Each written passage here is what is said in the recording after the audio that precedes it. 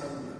우리 전국장의 54명이 정기총회에서 명예 회원으로 추대했습니다. 그래서 오늘은 명예 회원인 김영대 목사님 나오셔서 말씀 증거할 때 말을 해주시기 바랍니다.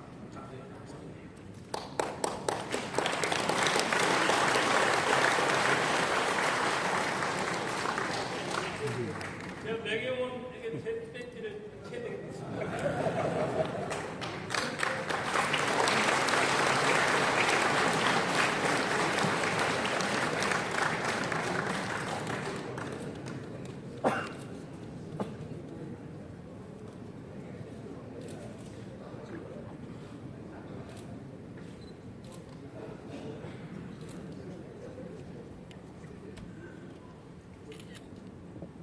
장관님이 잠깐 나와보세요.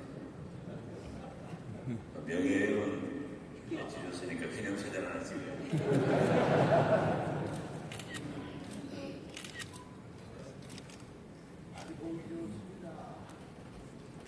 회장 되기 전에는 별로 떠는 거 못 봤는데 오늘 보니까 좀 떠네요.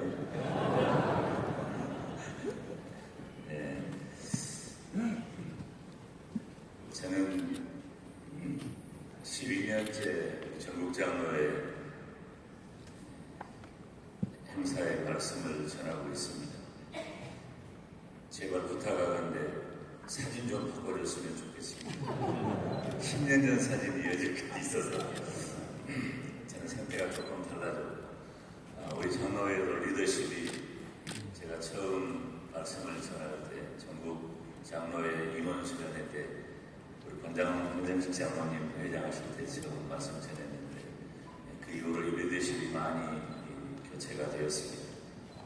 그렇지만 한결같이 하나님의 영광과 예수 그리스도의 복음을 위하여 우리 전국 장로회가 일로 매진하는 모습은 우리 하나님께서 크게 기뻐하실 줄로 믿습니다. 여러분 오늘 그동안에 매우 귀한 분들이 말씀을 많이 전하셨고 큰 은혜를 받을 줄로 믿습니다. 이 시간에는 정말 중요한 말씀을 드리고자 합니다. 정한 시간을 크게 벗어나지 않는 것이 제가 잘할 수 있는 것 중에 하나인데 너무 마음에 근심하지 마시고 말씀에 집중해 주시면 더 좋을 것 같습니다. 따라서 한번 할까요? 기억 모를 자, 기억 모를 자. 성경에 나와 있는 여러 말 중에 정말 중요한 말씀 몇 가지를 꼽으라고 할 때 결코 빠질 수 없는 말이 바로 기억 모를 자라고 하는 말입니다. 오늘 이 새벽에 우리가 나눌 주제도 그만큼 중요한 그런 말씀이 된다는 것이죠. 모압은 이방 땅입니다. 그 모압 땅에서 3부자가 죽습니다. 남자는 다 죽어버린 거예요. 집안이 몰락한 것입니다. 그래서 나오미와 두 차부는 베들레헴으로 이제 돌아오려고 하는 것입니다. 아마도 제가 몇 년 전에 우리 영남적 장로회에서 나오미와 마라라고 하는 말씀을 전한 적이 있는데 그 말씀에 연결점이 있다. 그렇게 이해하셔도 될 것 같습니다. 그때 나오미가 두 차부에게 울면서 이런 말을 해요. 루키서 1장 11절부터 13절에 있는 말씀을 보면 내 딸들아 너희는 돌아가라. 너희가 어찌 나와 함께 가겠느냐. 나의 태중에 너희 남편이 될 아들들이 오히려 있느냐. 나는 늙었다. 남편을 두지 못할 것이다. 그러니 나에게는 소망이 없다. 그리고 만약에 오늘 내가 남편을 두어서 아들을 생산한다고 하자. 그 아들이 너희들과 어떻게 다시 결혼할 때까지 너희들이 기다릴 수가 있겠느냐. 내 딸들아 여호와의 손이 나를 치셨으므로 나는 너희를 위하여 더욱 마음이 아프다. 이 말씀을 이해하기가 쉽지 않습니다. 물론 우리 장로님 대회분들은 오랜 신앙의 경륜이 있고 속한 목사님들께서 각 교회에서 이 말씀의 중요성을 많이 설교하셨기 때문에 이해가 되시겠지만 이 말씀은 굉장히 중요해요. 거기 있는 문장 중에 두 문장을 뽑아낸다면 나의 태중에 너희 남편들 아들들이 오히려 있느냐 이 말씀과 내가 아들을 생산한다고 하자 너희가 어찌 그것을 위하여 그들이 자라기를 기다리겠느냐라는 말이에요. 읽어드린 말씀 중에 기어 물을 자 오늘 말씀의 제목이죠. 이 유대인들이 가지고 있는 매우 독특한 제도입니다. 땅도 마찬가지예요. 땅은 하나님께서 유대인들에게 주신 기업의 근거에 생존의 터전이 되는 것입니다. 땅을 잃어버리면 생존의 위협을 받게 되는 것입니다. 만약에 내가 가난해서 땅을 팔아버렸다 할지라도 50년이 지나면 다시 나에게 그 땅을 되돌려주는 원주인에게 돌려주는 거예요. 혹 그 전에라도 기업 물을 자가 있다면 50년이 채 되지 않았다 할지라도 판 땅을 다시 그 빚을 갚아주면 노예에서 해방되고 땅도 돌려주는 그런 제도가 있는 것입니다. 대를 이어야 할 아들이 죽었을 경우에도 마찬가지입니다. 근데 우리나라도 이스라엘과 정서적으로 비슷한 점이 많기 때문에 대를 이을 아들이 죽었다. 이건 엄청난 집안의 시력이에요. 저는 그걸 잘 알죠. 왜냐하면 저는 아버지가 안 계신 독자로 평생을 살았기 때문이에요. 지금은 아들이든 딸이든 하나라도 있으면 좋은 세상이 되었지만 과거에는 그렇지 않았어요. 집안에 대를 이을 아들이 있다는 것은 그 집안에 엄청난 힘이 있다는 것이고 대를 이을 아들이 없다면 그 집안은 힘을 잃어버리는 것이죠. 우리가 그 정서를 잘 이해합니다. 가족이나 친족들 가운데 기업 물을 자가 있으면 죽은 사람의 아내에게 그 아들을 낳아주어서 대를 잇게 한다. 이건 종족 보존의 본능이 심화된 그리고 아주 강력한 그런 제도가 되는 것입니다. 그런데 누가 기업 물을 자가 되느냐? 대체적으로 형제나 가까운 친족들이 그 일을 해주는 거예요. 저희 외가도 이제 큰 아들이 죽으니까 작은 아들을 양자로 입양하여서 대를 이어가는 형태를 가졌던 것을 제가 기억을 합니다. 얼마나 중요한 제도인지 몰라요. 기업 물을 자라고 하는 말은 하고엘이라고 하는 말에 친족이라는 뜻이죠. 혹은 친족으로서 그 역할을 한다. 여러분 굉장히 중요한 표현입니다. 친족으로서 그 역할을 한다는 거예요. 사명을 감당한다. 의무를 다한다. 꼭 해야 할 일을 한다는 말이죠. 대체적으로 고대로 갈수록 친족이나 혈연을 중심으로 살아갔습니다. 친족들이 서로의 생명과 재산과 가문을 보호해주는 매우 중요한 상호보호 제도를 가지고 있었습니다. 물론 인간의 본능은 내가 죽은 다음에라도 내 후사를 통해서 내 이름과 기업이 영속되기를 바라는 그런 본능이 있는 것입니다. 우리 인간의 본능은 참 대단한 것 같아요. 동물들도 마찬가지지만 그래서 어떤 경우에도 내 가문이 내 종족이 끝나지 아니하고 계속 이어지기를 바라는 마음이 있는 것입니다. 그 이후로 고대 근동에서는 계대 결혼이 널리 성행되었습니다. 성경에 기록된 계대 결혼의 핵심은 이스라엘 공동체의 존속의 문제입니다. 한 민족 존속의 문제라는 것입니다.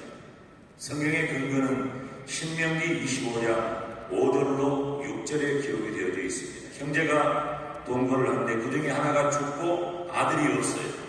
그러면 그 죽은 자의 아내는 나가서 다른 사람에게, 타인에게, 타 종족에게, 타 시족에게 시집까지 말하라. 그 남편의 형제가 그에게로 들어와서 그 여인을 취하고 아내를 삼고 그 남편의 의무를 다하게 행하라는 것입니다. 그리고 그 여인이 낳은 첫 아들은 죽은 형제의 후사를 이어가게 하는 것입니다. 요즘 정서로는 쉽게 이해하기 어렵지만 성경에는 그 일을 명령으로 기록되어 있습니다. 하나님께서 명령하신 이스라엘의 기업 물을 자의 제도는 이스라엘 여인이 중요한 얘기예요. 이방 남자와의 결혼을 막는 것입니다. 왜 그럴까요? 이스라엘은 매우 독특한 민족입니다. 이스라엘은 영적으로 저와 여러분, 이 자리에 있는 저와 여러분과 연결되어 있는 민족입니다. 그냥 여러 족속들 가운데 하나가 아니라는 거예요. 단순히 종족 보존의 본능에 충실했다 이렇게만 보기는 어렵습니다. 하나님의 언약 백성의 거룩성을 유지하고 발전시켜 나가는데 기업물을 짜 제도, 계대 결혼 제도의 핵심이 있는 것입니다. 출애굽한 다음에 이스라엘 백성들이 정착하는 곳은 가나안 땅입니다.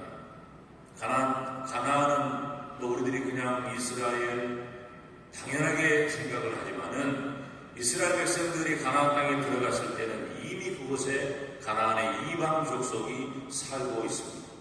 위험합니다. 왜 위험할까요? 이스라엘은 그 종족이 이스라엘만으로 보존되어야 할 가치가 있기 때문입니다. 이스라엘 족속의 순수한 혈통과 언약 백성으로서의 동질성을 유지하기 위해서 정착된 제도가 바로 기업물을 짜 제도입니다. 그런데 나오미의 남편인 엘리멜렉의 친족 중에 보아스라고 하는 사람이 있습니다. 바로 이 보아스가 기업물을 자가 되는 것입니다. 엘리멜렉의 며느리였던 룻이 보아스를 만나서 계대 결혼을 하게 되는 장면이 오늘 본문에 기록되어 있는 것입니다. 오늘 보면 13절과 14절 말씀은 매우 중요한 말씀입니다. 우리가 한번 다시 이 말씀을 같이 읽어보겠습니다. 시작. 이에 보아스가 룻을 취하여 아내를 삼고 그와 동침하였더니 여호와께서 그를 잉태케 하심으로 그가 아들을 낳은지라. 여인들이 나오미에게 이르되 찬송할지로다. 여호와께서 오늘날 내게 기업물을 짜가 없게 아니하셨도다. 이 아이의 이름이 이스라엘 중에 유명하게 되기를 원하노라. 아멘. 보아스와 룻 사이에서 태어난 아들의 이름이 오벳입니다. 오벳이 누구일까요? 오벳은 이새를 낳았고 이새 아들 중에 다윗 왕이 나오게 됩니다. 계대 결혼이 없었다면 다윗 왕은 없는 겁니다. 하나님께서는 다윗 왕을 낳게 하시기 위하여 계대 결혼 제도를 사용하신 겁니다. 다윗 왕이 왜 의미가 있습니까? 마태복음 1장 1절에 보면 아브라함과 다윗의 자손 예수 그리스도의 족보라. 아브라함과 다윗의 자손 예수 그리스도의 족보를 유지하기 위하여 하나님께서는 계대 결혼, 기업물을 짜 제도를 사용하십니다. 여러분, 우리들에게 무슨 엄청난 찬스 카드가 있다면 어느 때 사용해야 할까요? 이 찬스 카드를 사용하지 않으면 나는 끝났다, 망했다, 가망이 없다, 소망이 없다, 절망적이다. 그럴 때 기사회생할 카드로 나에게 찬스 카드를 쓸 수 있을 것입니다. 우리 일생 중에 그런 일이 얼마나 있을까요? 그런데 바로 한 가문이 몰락할 이 상황에서 하나님께서는 찬스 카드라는 표현보다도 그 엄청난 의미를 담고 있는 기업물을 짜 제도를 통해서 그 집안의 가문을 이어가게 하십니다. 다윗은 예수님의 조상이 됩니다. 아브라함과 다윗은 하나님이신 예수님께서 사람의 몸을 입고 이 땅에 오시는 통로가 된 것입니다. 사랑하는 여러분, 지금 이 자리에 있는 저와 여러분은 영적인 아브라함의 후손, 영적인 이스라엘의 백성이 된 줄로 믿습니다. 이스라엘의 계대 결혼은 기업물을 짜 제도입니다. 하나님께서는 예수 그리스도를 낳게 하신 구원의 통로로 이스라엘을 유지하고 보호하시는 제도로 기업물을 짜 제도를 주셨습니다. 우리는 지금 이 자리에 있는 저와 여러분은 계대 결혼, 기업물을 짜의 끝자락에서 구원받은 하나님의 백성이 된 줄로 믿습니다. 아멘. 하나님께서는 나를 구원하시기 위해서 온 우주를 다 동원하십니다. 온 인류의 역사를 다 동원해 주십니다. 한 사람 아브라함을 선택하시고 하나님께서는 그 종족을 보존하셨고 그 후손 가운데 예수 그리스도를 나게 하셨습니다. 그 예수 그리스도를 통해 온 인류의 구속을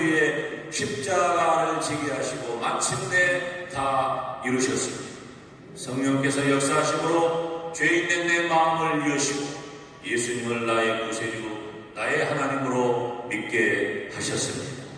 모두가 나를 구원하시는 하나님의 큰 역사와 계획인 줄로 믿습니다.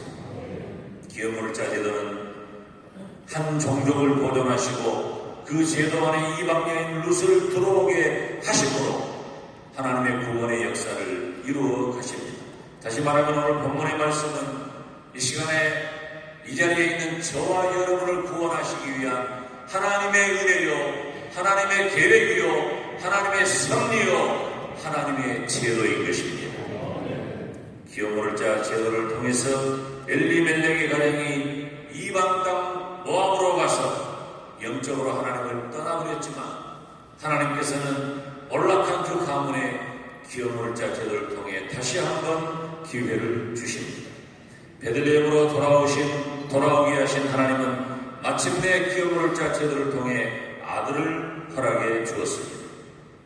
여러분, 우리가 신앙하는 하나님은 내가 상상하지 못할 엄청난 계획과 준비로 나를 구원하신 줄로 믿습니다. 우리가 그냥 저냥 교회를 다니고 어쩌다가 예수님을 믿게 되고 여러분 이런 일은 없는 것입니다.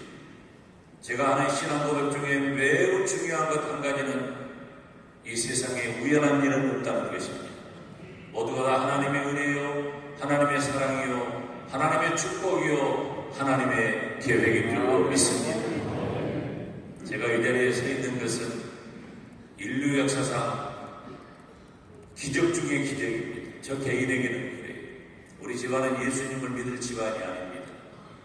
마치 핀셋으로 쏙 뽑아내듯이 하나님을 저희 집안 가운데서 저를 뽑아내셔서 예수님을 믿게 하셨고, 그리고 주의 종의 길을 가게 하셔서 하나님의 말씀을 전하는 주의 종이 되게 하셨어요.